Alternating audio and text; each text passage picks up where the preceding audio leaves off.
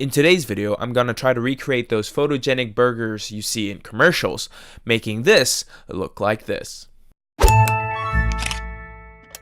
Welcome back to the Filmmaker's Formula. I'm Kevin, and this is Experimental Fridays, where we experiment with filmmaking. Since this channel is focused on creative filmmaking, which may include things like commercials, the new bacon smokehouse burger.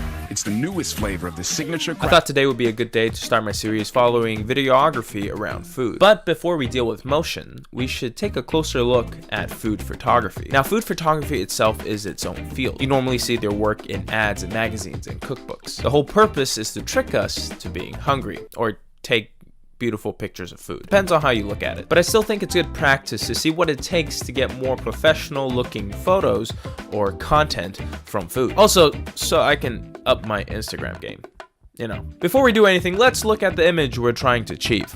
So it's been a while since I've had McDonald's, but I think one of the foods we must do is the Big Mac and the fries. Those are the classic. I love the chicken McNuggets, so we'll definitely have to eat that. Buy that. Let us throw in the salad to be healthy. I mean, it looks pretty healthy on the photo. All right, let's head to Mickey D's. There it is, Mickey D's.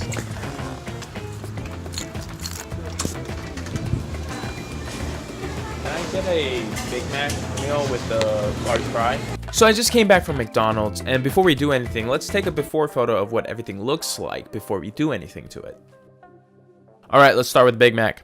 So right off the bat, the burger seems more deflated compared to the photo online. So we'll have to somehow inflate this burger. To do that, I'm gonna fold a napkin and put it right between the burger and the bun so we can get some of that height back. Throughout me stacking each layer of this burger, I also wanted to make sure to get some of those vegetables to the front of the burger so it doesn't seem so sad. I wanted to put more sesame seeds on the bun so it looks more full.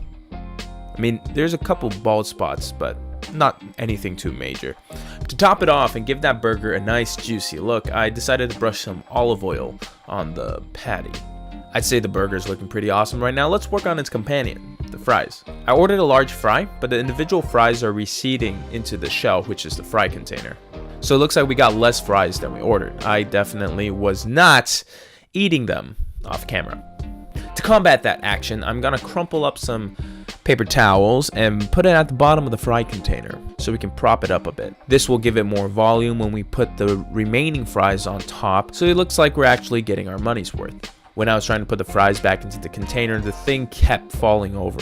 So I ended up putting a small shot glass at the bottom of the container so it is heavy enough to stand up on its own. All right, that's it. That's the final shot.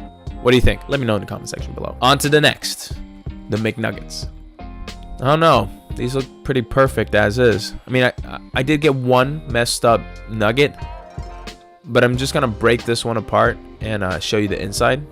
Honestly, it doesn't look like there's anything wrong with this one. Moving on. Salad is one of those things that if it looks nasty, nobody's gonna eat it, let alone order it. It's tough enough to get people to eat salad on its own, but to make it look nice, now that's a challenge. Just as we got it, the thing looks like it's a fried chicken with a side of accidental salad. To get it looking less anemic, I put it in a smaller bowl and added some crumpled up paper at the bottom as well. I picked out most of the toppings because there was just way too much, which isn't a bad thing. It's just not a healthy thing. I mean, it looks healthier in the picture. I'm just gonna strategically place a couple pieces of fried chicken on the top and the edges so it looks like we're being super healthy. And there you go. I think it turned out pretty good. I mean, as long as it looks good for the Instagrams, who cares if there's a little glue or paper in your food? I mean, it's fiber. Here are the before and after photos of everything. Let me know what you think in the comment section below.